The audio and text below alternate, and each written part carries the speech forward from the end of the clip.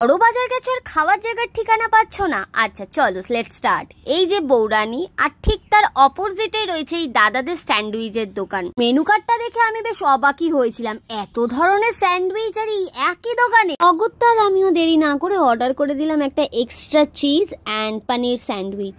বেশ কিছুক্ষণ অপেক্ষা করার পর দাদার এরকম প্রিপারেশন দেখতে দেখতে আমার মনে একটা প্রশ্ন জাগলো যে এত স্যান্ডউইচ একদিনে বিক্রি হয়? তারপর দাদা নিজেই বলতে শুরু করলো দাদার দোকানের স্যান্ডউইচ নাকি বড় বাজারের বেস্ট স্যান্ডউইচ। নাও শুনে নাও দাদার মুখ থেকেই দাদার কথা।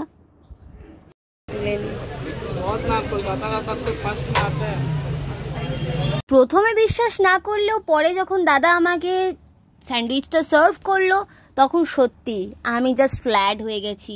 অসাধারণ খেতে ছিল স্যান্ডউইচটা। দীর্ঘ প্রতীক্ষার পর আমাদের টার্ন এলো। দেন দাদা প্রিপারেশন করা শুরু করলো আর আমি দাঁড়িয়ে দাঁড়িয়ে দাদা স্যান্ডউইচ বানানো দেখতে থাকলাম। জানি না ফিউচারে কোনো দিন আমি এরকম স্যান্ডউইচ বানাতে পারবো কি না, ওই সব স্বপ্ন এখন। যাই হোক, আমি স্যান্ডউইচ বানানো দেখে নিয়েছি, শিখেও নিয়েছি। ফিউচারে কোনো দিন বানালে তোমাদের সাথে রেসিপি শেয়ার করব। দাদার স্যান্ডউইচ বানানো ডান, এবার আমাদের সার্ভ করবে। আমি স্যান্ডউইচটা খাওয়ার পর আমার একটাই রিয়াকশান হয়েছিল, জাস্ট লাইক আ ওয়াও ওয়াও ওয়াও। এমনি আমি হাগুড়ে, আমার খাবার প্রতি কোনো বাদবিচার নেই, আমি সব খাই।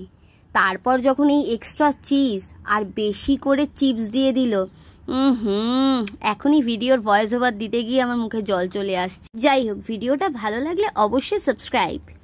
আমি খেতে থাকি, তোমরা আমার চ্যানেলটাকে সাবস্ক্রাইব করে বলে যেও নেক্সট ভিডিও কোথাকার দেখতে চাও।